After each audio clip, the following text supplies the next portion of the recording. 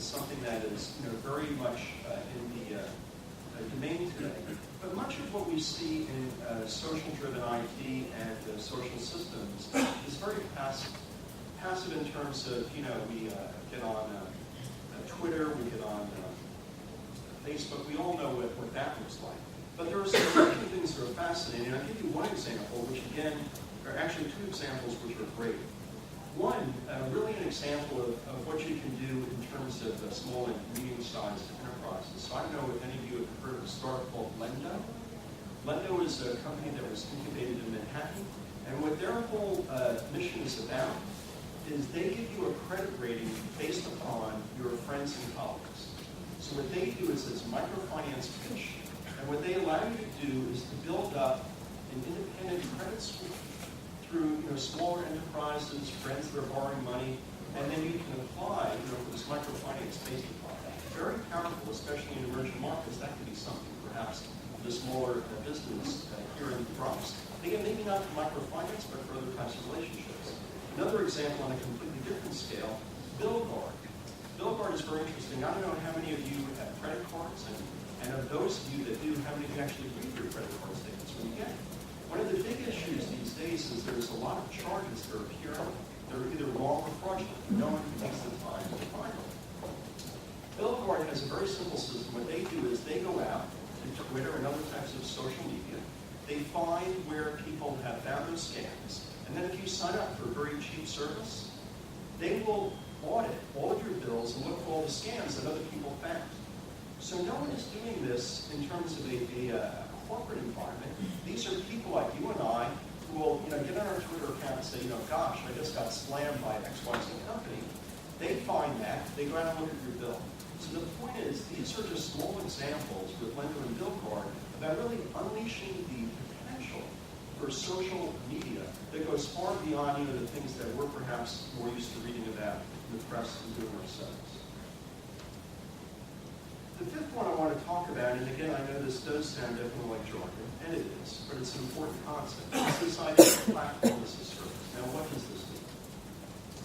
In the past, if a company, especially a large company by definition, was interested in new technology, they had to do a lot of things. They might have to go out and buy hardware, they might have to go out and buy application software, and we refer this in the business as the technology stack, which is layers of complexity, much of which really don't work very well for you. And so you have to apply all this, it's expensive, you have to get it up and running. I kind of liken it to the old days, if you had a home stereo system, you hope you plugged everything together with the sound out of the speakers.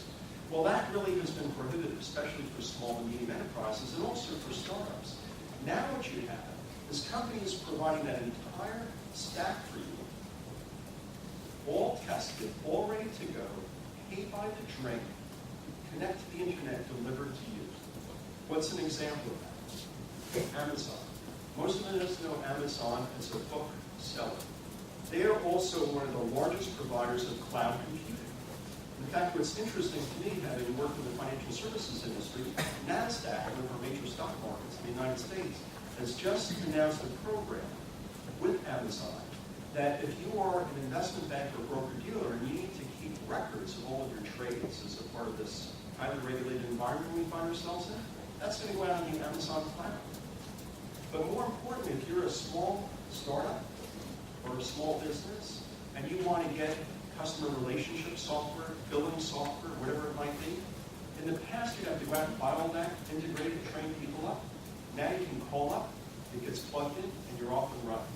And what this means is not just lower cost, but really a chance to focus on business innovation, as opposed to making sure, again, that sound actually comes out of stereo, you can enjoy the benefits of the music itself. Okay, the last one that I want to touch upon before I do a very, very quick recap, security. I think all of us, understand at the surface level what's going on with security. You read the paper, you see the defense secretary talking about what's going on. We see this in businesses. Many of us, on our own, websites and such, are getting attacked. Here's the key point I want to leave with you today, and the implications that it has for us. The idea of a fortress mentality is very old school. What's going to be more important is not trying to prevent break some degree of discipline, but more about how to respond. How to respond.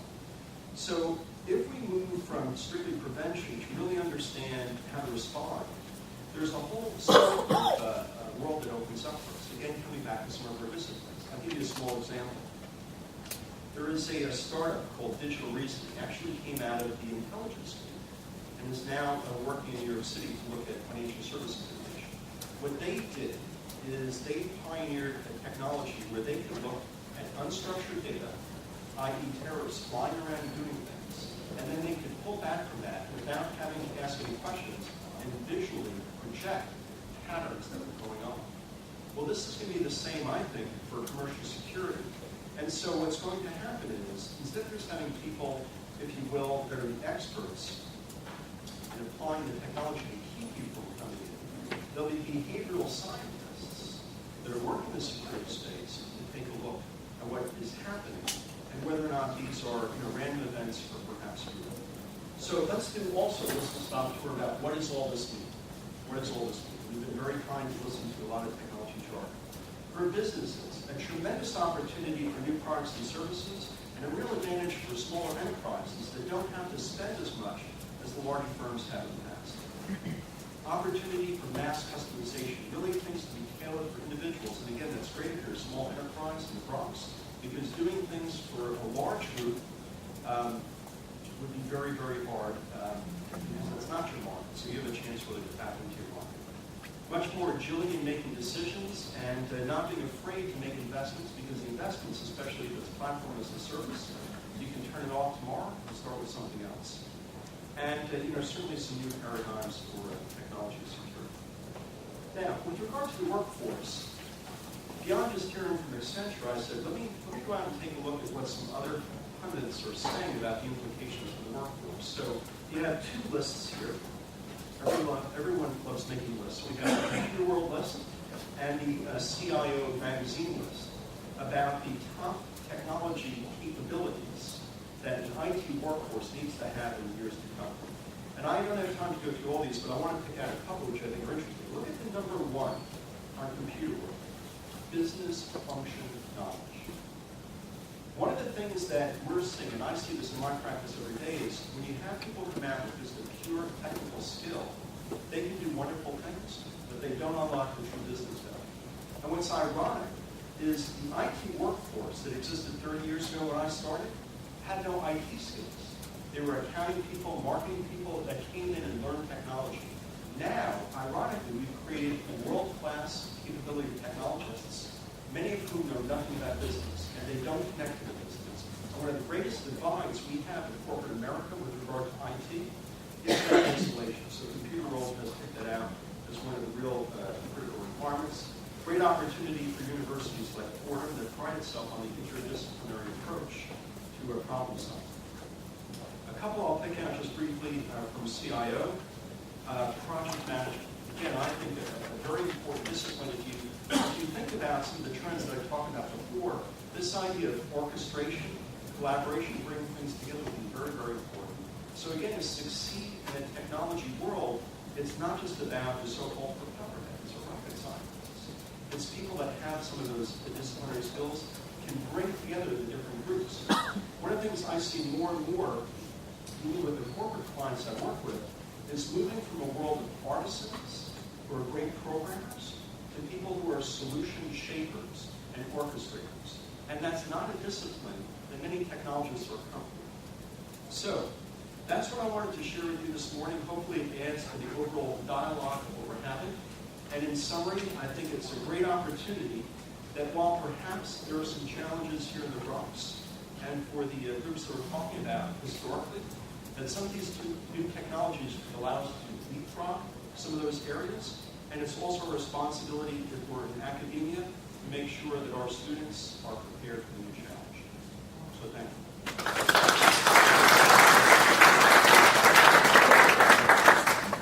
Okay, now I would like to invite Professor Gary Weiss, who is the Director of Wireless Sensor Data Mining, to address us.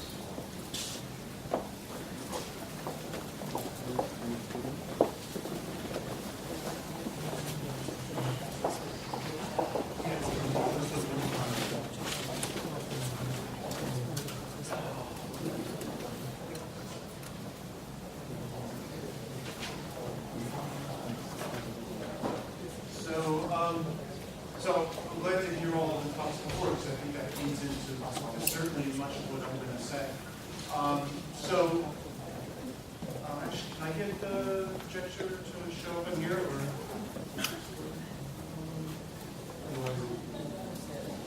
I didn't touch it. Only because I don't have to keep staring backwards. The crowd, which I'm sure is good.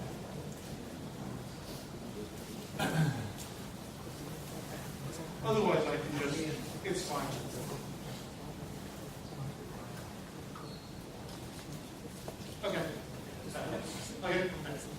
Okay, so I'm going to really talk about two things today, which is the role of computer and information science in tech startups. So I'll break that down into two parts. One is I'll talk about our department here at Fordham, and also talk about my work. And I know that we've talked about the resources and the skills that are needed, and thus far we haven't really explicitly mentioned computer science, so I'm assuming that's one of the reasons I was invited here tonight, because it's certainly very important, because we all know you can't really have any tech startups without techies. Okay, so you probably are generally familiar with this, but computer science and the related skills are in demand, even though people think all the jobs are being outsourced. That's not true. There is outsourcing, but there really is a demand and there's a deficit of the skill set. So over the next decade, many of these various jobs are going to grow at close to the 30% rate. What people may not generally deal with is that when the dot-com bubble burst, CS enrollments cut in half in 5 or 6 years. So if you look at the curve, they really did drop in half, and now they're climbing up. They're still not at the 2000 levels. So there is this demand. There's this fear that all jobs are being outsourced, though it's not true. But there really aren't people with the skills who are pursuing CS degrees, although it is beginning to come back in a big way. So let me just talk a little bit about what we have here at Fordham. So I'm talking about students and faculty. So we have an undergraduate program and we have a master's program. We graduate about 35 undergraduates a year. That's about 25 here and about 10 in the center program. They're smaller. So it's a modest sized program. It's certainly not huge. We don't graduate hundreds of students. And our master's program is a decent size, but not particularly large, 10 to 15 a year. So what I'll say on the positive side is we have many good students. I'm doing research with many of them who are really performing at a high level. A lot of them graduate, they have experience. They work in our department, they work for Fordham IT. So when they graduate, they really are ready to start producing. So on the positive side, I'll say, if you were interested and you were a business in the Bronx, certainly you should contact our department about internships, projects, or some type of relationship. But after hearing, what I heard in the first part, all of the things we want to do, I just have to point out tech startups, need techies, 25 undergrads in Rose Hill or in the Bronx. The school isn't really going to fuel these tech startups. So I think there's many things that need to happen. One is it'd be nice to grow our program. For whatever reason, most students at Fordham never really get exposed to computer science. It's not a required part of the curriculum, although you can take it as an option. So I don't know why we get more. Certainly Stanford is the most popular major, but again, they're right next to Silicon Valley, which of course is not a coincidence. So maybe if we did have more tech startups, there's more excitement around their environment, that might actually drive more students to the major, or at least to look into it. So I'll just point out that we do have some resources here that can help the community. It would be great, though, if science were a larger part of Fordham. As far as research goes, we have a very good faculty, and I'm just going to summarize the faculty's expertise in one slide, so clearly I'm not going to be able to cover everything. I'd say our biggest group generally was data mining and informatics, and clearly this has some applications to tech startups. Some of the specific areas that our faculty focus on include bioinformatics, text mining, natural language processing, and several of us, including myself, generally work in the area of data mining. And we'll talk a little bit more about my research in a minute. The other area we have 3 faculty are data communications and networks. So if you're a startup and you want expertise in this area or ideas, Certainly there are resources there. We have one faculty member who is very active in robotics, has a robotics lab, has grants. Certainly there's opportunities there for startups for exploiting robots, not the bad robots. And then we have other faculty, more maybe traditional computer science. There's theory, algorithms, numerical computation. And I'm just going to mention mobile computing and applications because that's an area which I've been moving into. And I think that's really a very hot area for startups, and we've heard several examples already in the mobile area. And I'll come back to that just a little bit. So just to summarize the opportunities with our department and work in the Bronx, I'll say there's students. It would be great to have more Bronx internships. Most of our students want to go to Manhattan. They work in the financial industry, but it'd be great if some of them could stay in the Bronx. And I'll also mention, Fordham has this service learning idea, and you can take service learning classes. And at least computer science, other schools actually have service learning classes where one of the goals of the class, let's say it's a programming class, is to actually write code and build programs for community services. So there is something that we started there. And as far as the faculty goes, I would say it'd be great to have increased collaboration between the faculty of the business school, but also with Bronx partners or the Bronx Science Consortium partners. And some of those were mentioned, like Einstein and Montefiore. But it would also be great if there was a greater emphasis on commercializing our research. I don't think that Fordham is particularly used to doing this, at least in arts and sciences, and I'm running into some of these issues now, dealing with lawyers and stuff, and there just doesn't seem to be the expertise there. Okay, so now I'm going to transition to my research, and I don't want to make this all about me, but I guess I am. But I would say this also can serve as an example for what other people in our department can do. So view this as a specific example, but also maybe as a more general example, the types of things that we can do. So my lab, and I've been working in this area now for about 4 years. I transitioned from the traditional data mining to what I call wireless sensor data mining. Of course, I picked that name because it has a great acronym. So the idea there was to try and learn from the sensors on the smartphone. So most of you probably have smartphones, or many of you have smartphones. They actually have a lot of sensors. We've been focusing on the accelerometer, which is responsible for turning, your image as you rotate your phone, or if you play games on your phone, the motion, measuring motion. That's why the accelerometer is there, but there's many other purposes. And I think most of you are familiar with the GPS sensors. But they're cramming more and more on. This phone actually, which is fairly new, actually has a real barometer. I didn't realize that until a few days ago when someone brought up the topic, and I climbed up and down the stairs of my house, and I could tell the difference. One of the activities I'll get to in a minute is we can tell if you're climbing stairs, well, we had a problem between which direction. Well, now we fuse that with the barometer, we can tell very easily. So they're doing, it's not clear why they put a barometer in here, but I think they did it because they could, and they're hoping people will come out with interesting apps for that. So I've been working in this area for about 4 years. The projects which I'll mention now do involve 2 Bronx Consortium members. So there is this Bronx Science Consortium, and the ones that I'm working with are Einstein and the Bronx Zoo. So I'll mention those in a minute. So the work I've been doing is some funding from the National Science Foundation. This is actually funding for health research. So I know health is an important topic in the Bronx. There's a lot of resources, so I will get back to that. I also have some funding from Google, and Fordham, especially for undergraduate and graduate research, has been very generous in that service. So the projects that I've been working on relate to activity recognition, which I'll mention in a minute, and visitor traffic. So activity recognition is actually a growing field. The general idea is what activity is someone doing. So we talked a few minutes ago about context awareness. This is a specific example of context awareness. What are you actually doing? So technology that we've been building is to determine what you're doing while you have your cell phone running or app in your pocket. Doesn't have to be doing anything special. You don't have to be playing around with it. It's just in your pocket. So we can passively monitor what you're doing.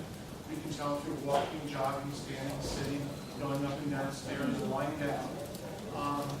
And our goal in this case is just to make that information available to you. The report, which you can access conveniently over the web. If you want to do it from your phone, you can, but we figure it's more convenient for me just to do it over the web, whether it's via their phone or not. I think this would be, for example, a good way to monitor your kids to see if they're getting any activity. I know one of my students, his goal is to basically have no activity at all, just to not move.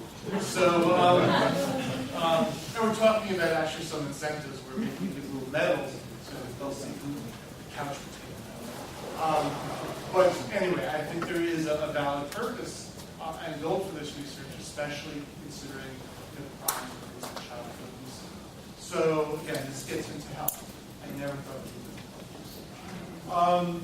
So what we're trying to build is a product or service called ActiTracker, which does what I just said. You put the phone in your pocket, monitors you, and makes that information available. It's a free downloadable app. It's on Google Play right now. It doesn't quite work very well yet because we're still developing it, but we use that for our distribution mechanism. But in 1 to 2 months, we expect that this will be ready to go. So this is an example of mobile health. Mobile health is a big topic. There's conferences. There's a lot of reasons for this. There's certainly cost advantages. There's other motivations for this in third world countries where they may not have as much access to healthcare, but certainly even in the U.S., this can facilitate the delivery of healthcare. So this is one example where people can get health information, see how active they are. It also can be provided to doctors and health organizations. If we get this data and we aggregate it, we actually have information of behaviors of potentially tens or hundreds of thousands of people if this catches on. So that is one health application, and we are viewing this as a service which will be free, but certainly can be viewed, for example, as a tech startup. These are the type of things certainly that get started and funded. Now, because we have this expertise in monitoring people's emotions, we became aware, actually the connection was made with a student, that in Albert Einstein, they have a study, they have an aging study, and I believe part of that study has to do with measuring people's gaits over long term and see if that can be used, gait problems can be used as a predictor for dementia. So they want to use gait as a predictor for future problems. Well, this means they have a gait lab, they have people walking on pressure pads, they have clinicians looking at the patient and diagnosing the gait problem. So what we'd like to do is slip one of these smartphones in the pockets of the patients.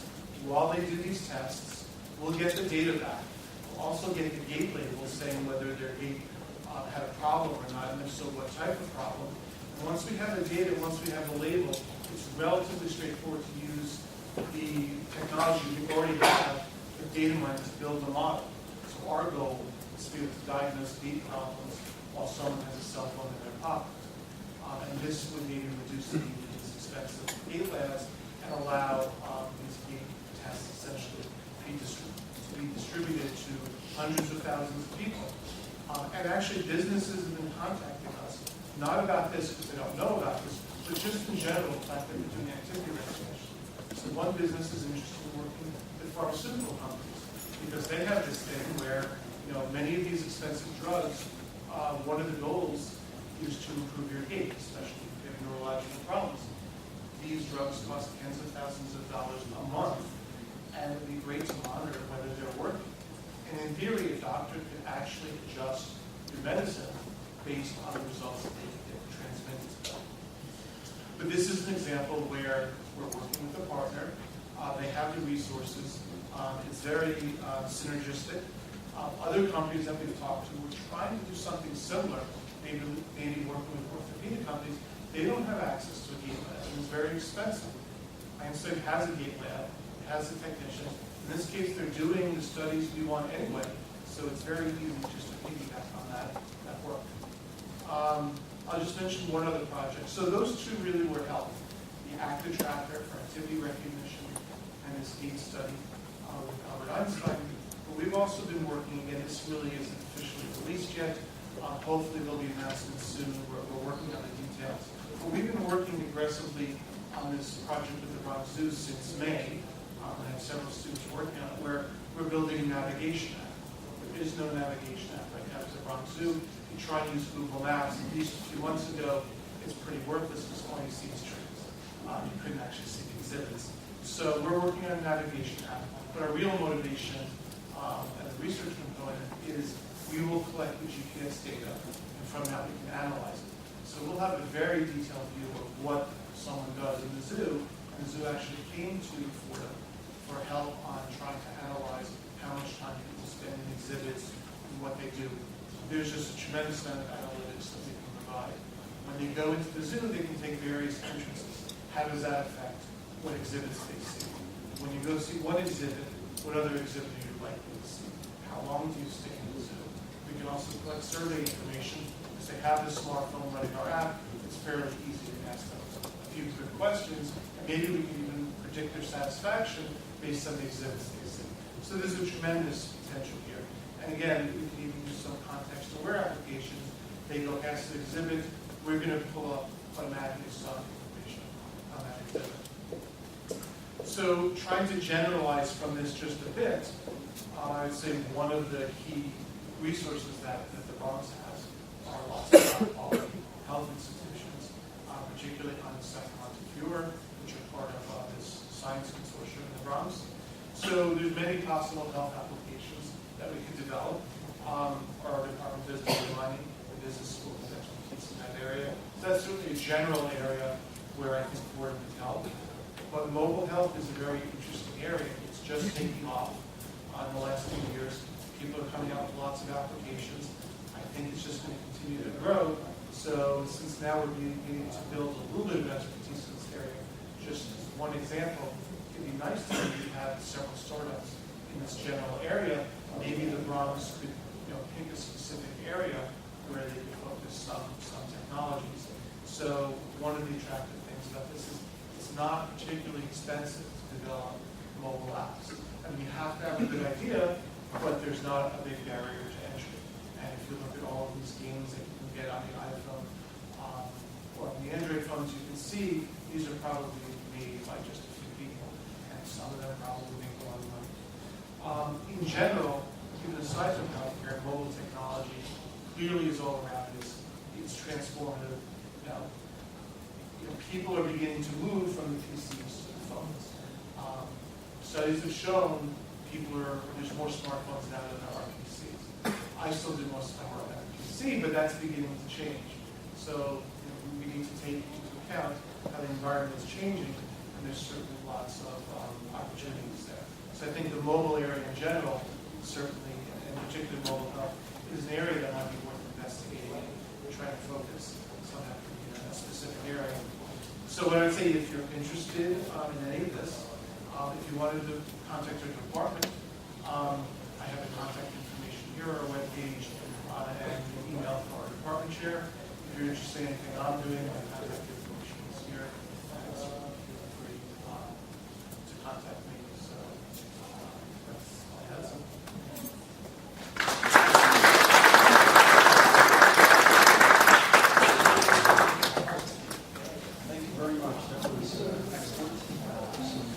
Practical, real-world examples of the technologies we're talking about today and how they can be applied here in the city to create opportunities both for benefit of residents as well as the organizations here. Now, I'd like to invite Professor General Leon, and I think he's suggesting the closing meeting go first. Yes. Okay.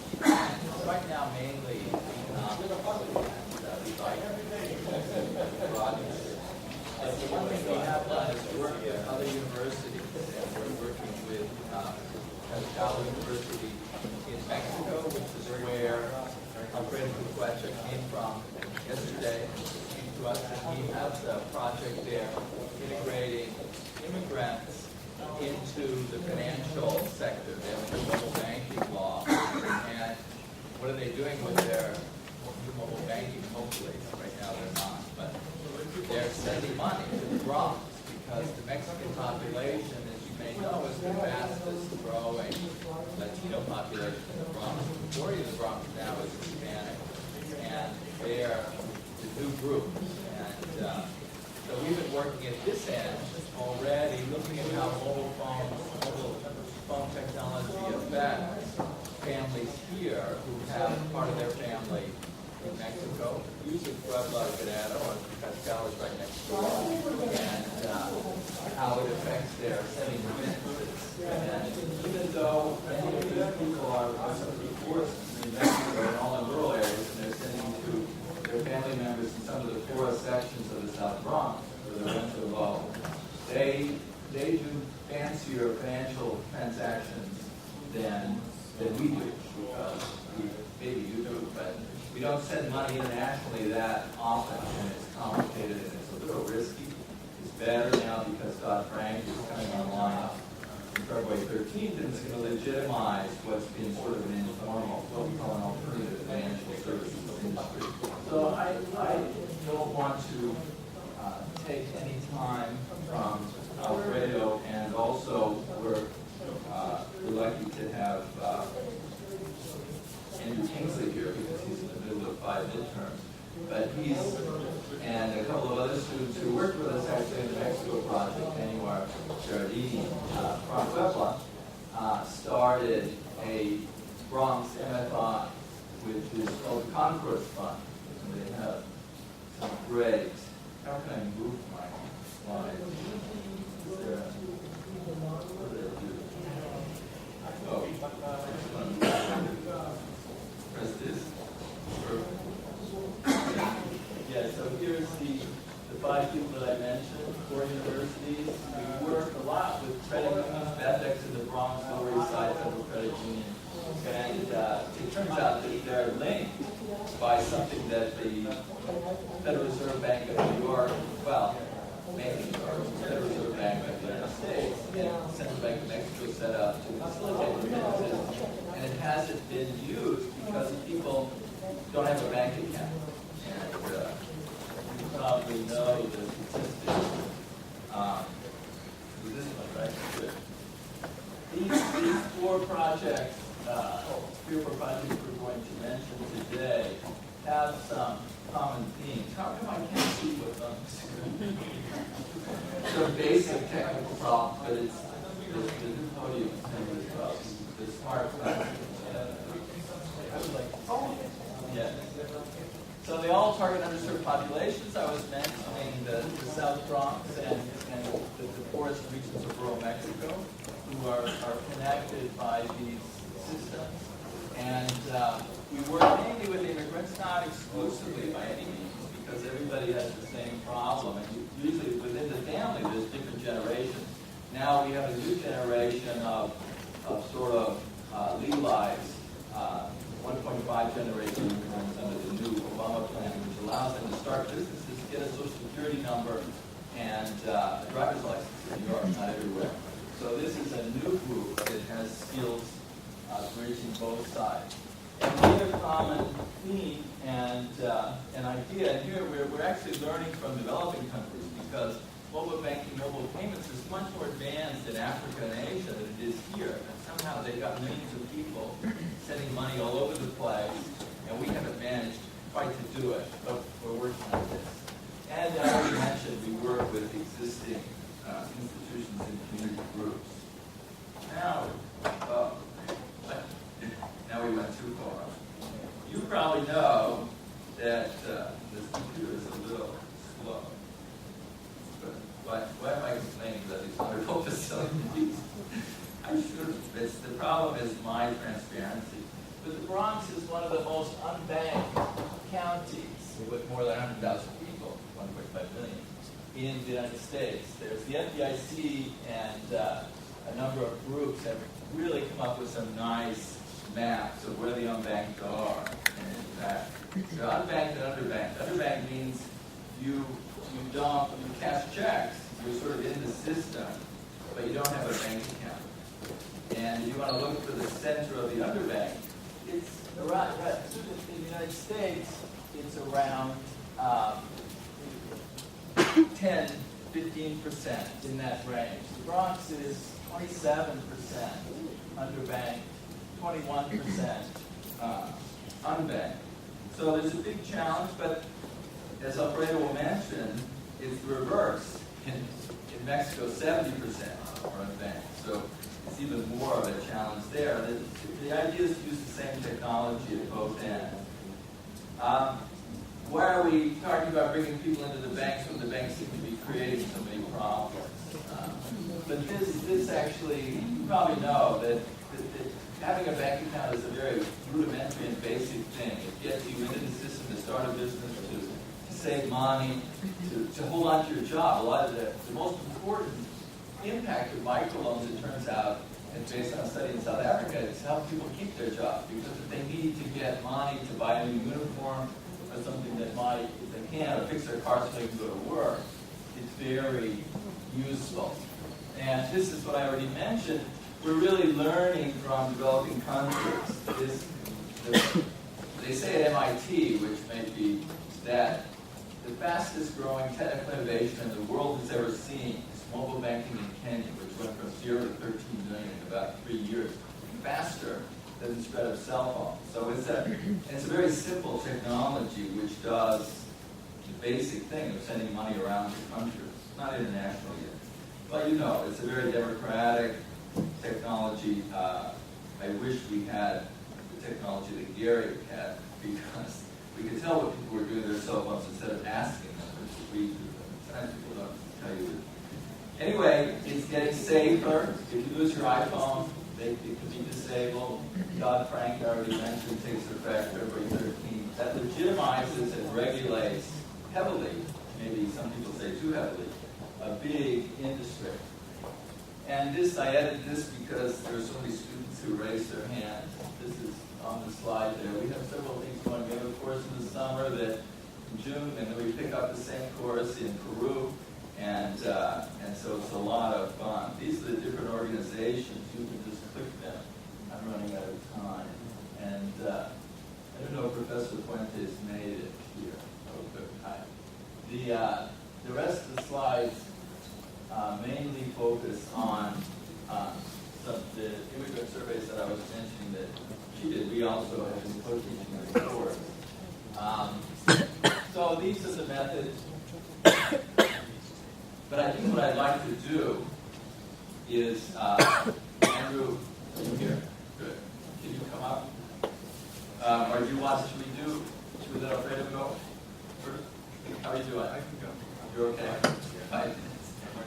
Yeah, they're here. They should be in the same directory, but maybe we need the... So we're going to, so that you can get away here in a minute, and 5 minutes about the Concourse Fund, which is a very interesting and new idea. It's a campus. Turns out there are these campus MFIs all over the country. There is the second, the Concourse. Thank you, the Bronx. Good. Excellent. Good. So you're ready to go, then Alfredo will kick off. So, hi everyone. My name's Andrew. I'm a senior here at Fordham. GSP. Alright, yeah, GSP. And I'm going to talk a little bit about banking the Bronx and student-run microfinance. So, briefly, here's the overview. I'm going to talk about my experience with service learning, the 2 problems that I saw as a result of my civic engagement, the Concourse Fund, which is a response to those problems, and then how we're using technology to implement action and hopefully find a solution. So a little over 2 years ago, I had just transferred to Fordham, and through their Fordham service learning program, I partnered with BethX Federal Credit Union. And when I went over to BethX, my whole construct of what a financial institution was completely changed. I walked into a basement in the poorest congressional district in the country, and I found an 86-year-old woman who works 7 days a week, 14 hours a day, and had been encouraging financial innovation for 40 years in the Bronx. And the first thing that I asked this woman was, well, what's a credit union? I have no idea. And she told me that it was a not-for-profit, cooperatively owned financial institution that, because it was a not-for-profit, could provide savings and loans at a lower rate to low-income families. I said, that's a great idea. Why aren't there more? And she said, well, there are in fact more, but they're failing. They're located in low-income communities throughout New York City, all housed in different churches, so the Bronx, Brooklyn, and Harlem. They range in assets from about $100,000 to a little over $1 million. And the reason they're failing is because the person who started this credit union 40 years ago is still the manager, and they're 80 years old now, and uploading a document to the federal regulator is a task in itself. And never mind creating innovative financial products to service the unbanked. I mean, it's really quite difficult. And the second problem, which Daryl alluded to, is that 1 in 5 New Yorkers are considered to be un- or underbanked, and that means they don't have access to affordable financial services. That means savings, insurance, credit, and markets. And that has huge implications for both the individual and the communities. Here in the Bronx, a majority of the populations are un- or underbanked. It's actually like 55%. So if you look at basic banking, that discourages wealth and economic growth, so there's incentive to get everybody into the financial industry. So how are we going to do this? So we've created a student-run organization called the Concourse Fund. That's a microfinance institution. We have 3 main branches. First, we're going to provide the credit unions, the ample-bodied volunteers to help them with their regulation and create innovative service products that are savings products that are designed for a low-income lifestyle. Second, we're going to partner those products with financial education. So that means that rather than lecturing to individuals and clients, we can provide them a bank account that they can really take a hands-on approach to their financial education. Second, we're going to provide free tax prep in the form of a Vita site, which is anybody who's makes under $50,000 a year can come to us and we'll have an accounting student help them get their tax return and subsequently their earned income tax credit. And the beauty of us being in financial institutions is rather than giving them a prepaid debit card with their earned income tax credit, we can directly deposit it into a bank account that's low cost. So we can literally bank the unbanked through tax. And then finally, we're going to have a business incubator. Basically, it's going to be a bunch of students in an entrepreneurial development course. So you may have a really wonderful idea, and you have your cousin to hire, and you have a fruit stand, but you don't have the hard skills. You don't have the accounting necessary. You don't know how to write a business plan. You don't know how to you don't know where to find affordable capital. So these are all things that we were looking to provide. And then finally, our last branch has to do with lending and microcredit. And so if you graduate our course, we will give you either $1,000 to $5,000 loan so that you can buy another hot dog cart, go down the street, and hire your cousin and start a franchise. So one last thing that I want to highlight is something that's very, very interesting. It's a credit union check cashing partnership. Credit unions cannot invest in infrastructure, but the check cashers have a ton of infrastructure. Credit unions can provide depository services. Check cashers cannot provide depository services. So basically, we're seeking to link the two through ACH technology, which is basically like direct deposit. And ultimately, this is sort of a little bit more complicated. I know I'm running out of time. But ultimately, if you're a credit union member, you can go to any check cashing operation in the city and conduct your financial transaction. So instantly, this increases branch presence for the credit union. It increases volume for the check casher. And for the customer, it increases affordable financial access for anyone who's un- or underbanked. Thank you, and I'd like to introduce Dr. Alfredo, who I cannot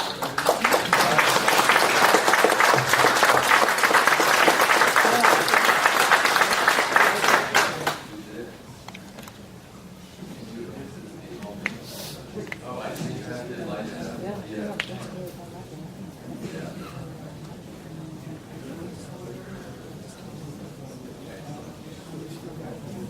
Yeah.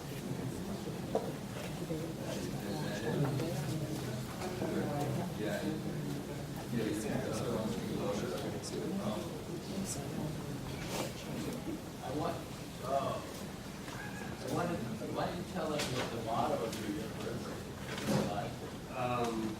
Knowledge, science, to better office.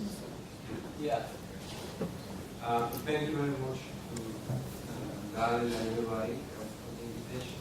I'm right now doing a research experiment in the state of Tlaxcala, which is about financial innovation. Let you know more details. So basically, despite the fact that Mexico is among the top 20 largest economies in the world, financial access is well below the potential economic growth of the country. So to give you some examples, Mexico's credit as percentage of GDP represents 17%, which is below that of Brazil and Chile. Brazil, of course, is a larger economy, but Chile is smaller than Mexico. And even Guatemala, which is a lot more smaller than Mexico, has a better credit to GDP ratio. Also, it is known that 67% of Mexico's municipalities have no banks, and that 31% of adults live in municipalities with no bank. When you take the number of bank branches per each 10,000 people, it is 1.8 in Mexico. That is even less than in Guatemala. So what's happening in Mexico is that most of the banks are in the large cities of Mexico, Mexico City itself, Guadalajara, Monterrey, Tijuana, but banks are not in other places, and therefore that's the reason why so many people in Mexico do not have access to banks. In the case of the state of Tlaxcala, Tlaxcala is the smallest state in Mexico. It's very near Mexico City, yet it has the lowest rate of access points to the financial sector of 10,000 people, 1.03 to be precise. 28% of municipalities have a bank office, 37% of rural municipalities have access to a bank office, and until recently, the situation in rural Tlaxcala was unknown. Basically, a census done by the Colegio de Tlaxcala revealed that no rural municipality has a bank office in the state. Also, as part of the project, we started doing a census of how many people had a bank account or any type of relation with the financial system. That survey revealed that 72% of the population has no bank account. A recent estimate done by the World Bank for Mexico revealed that, in fact, the same number was 71% for the entire country. So I was surprised to know that number, but that's what it is. In the case of the rural population of Tlaxcala, 91% of the rural population doesn't have a bank account. But the potential for the use of cell phones as a solution to this problem is there, because in our survey we found that 55% of the population already owns a cell phone in urban areas, and 52% of the population already owns a cell phone in urban areas. So obviously cell phone technology cannot achieve universal access to the financial system in Tlaxcala, but if we assume that every household in Tlaxcala with a cell phone gets also access to banks, it will increase the number of households with access to the financial sector to 96%, and in the case of rural areas, 477%.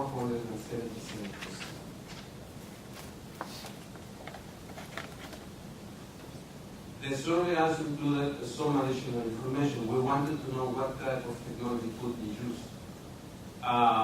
What we found out, of course, it is not surprising. iPhones in Mexico are still very, very expensive, and therefore cell phones that have data service are also very expensive.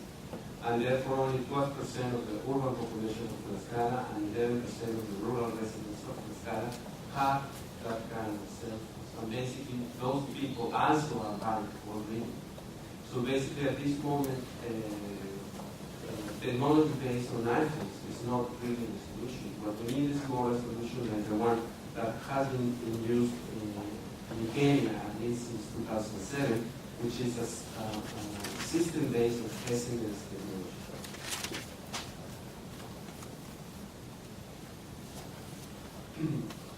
To give you an idea, at least why are we thinking about the potential of remittances to be connected with all these systems, is that Tlaxcala receives currently $200 million, which is less than 1% of the national total reception of remittances in Mexico. Last year, Mexico received around $23 billion in remittances. If these remittances could get to the financial system, this will increase in $200 million the potential savings and potentially also increase the possibility of having access to microcredits. So, based on all these preliminary estimates, we decided to design an experiment which we hope could help us answer the following questions. The first one is, can cell phone technology help achieve financial inclusion? And second, can financial inclusion promote employment, investment in education, and business knowledge? We are, however, facing a very important research challenge, and the reason is quite simple. Most of the sample population have never had a banking account and are completely unaware of the services of the financial system. In fact, they are very afraid of using the services because basically people are afraid of being ripped off by money lenders. And in a way, they see that as just an official money lender, somebody who has a license to rip off people.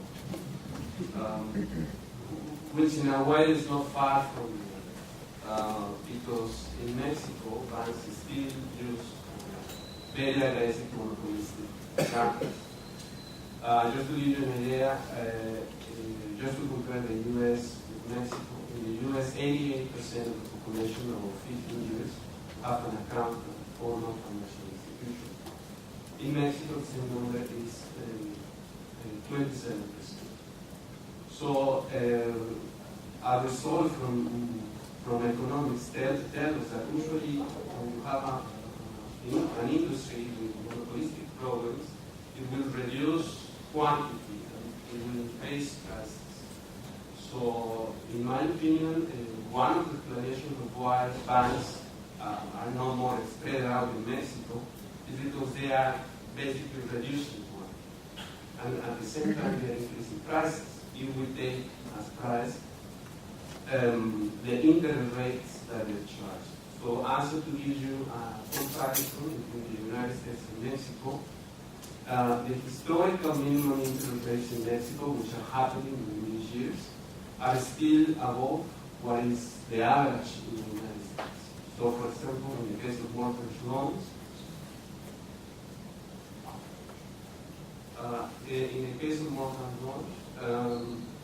historical minimum interest rate in Mexico is 9.8%, which is above 3.4% in the United States. In the case of credit cards interest rates, it is 26% compared to 19% in the United States. In the case of credit for small and medium enterprises, the interest rate is 14.5%, and of course this is informal institutions. Banks, to be more precise, that compares to 8% in the United States. To give you an idea, recently there was a survey trying to find out the average interest rate in the microfinance, micro-lending. Some of them are formal, some of them are informal in Mexico. The average, surprisingly very much, but the average is 77%. So you can see it's really good. So our experiment includes the following. It includes information or education about certain banking basics. Here we are using an application that currently Bancomer, which is a Spanish bank that exists in Mexico, is already using in Mexico. Basically, it allows you to use your account through your cell phone. We are also included in this financial education the use of the system called Mexico Directo, which was created by the Central Bank of Mexico and the Federal Reserve Bank, which is basically an electronic system to send remittances. To give you an idea, the idea of this system is to reduce the cost of sending money if you under the following assumptions. You are supposed to have a bank account in the United States, and you're supposed to have a bank account in Mexico. Currently, for example, if you want to send $50 to Western Union, you need to pay a $5 fee plus the interest rate structures that you can get exchange rate structures that you are charged. On the Mexico Directo, basically the cost of this $5 fee is reduced to zero, and also you are guaranteed to obtain the best exchange rate available at the moment in the market. Also, we're planning to do financial planning for households. As I was explaining to you, many poor households already are doing financial planning, but we need to specialize them in doing things that will help them as remittances in the household. Also, we need to educate them on financial consumer protection rights. You can imagine having an industry that is very aggressive in trying to get money out of people. We have to tell people that if they choose correctly, they can always get the best from the industry. Because, for example, this Spanish-based bank currently offers bank accounts in Mexico that cost nothing to people, which is a great improvement in Mexico, where usually rates for having, for example, there was an estimate that calculated that if you held around $100 in the bank account, within a year you will have $0 in the account. So basically, your minimum amount of money that you were supposed to give in those accounts were like more at $100 or $1 to be able to pay for the $100 fee to the money. Also, we are implementing United Nations entrepreneurial skill programs for small business. And why certificates are making so much emphasis in all this financial education is that in all the financial experiments that have been drawn around the world, is that if they do not include financial education, they typically find that households support consumption, but do not save invest. On the other hand, the experience in credit union shows that financial education has to be done by small steps so that people will acquire a financial culture. Because if we follow that, yeah, I think we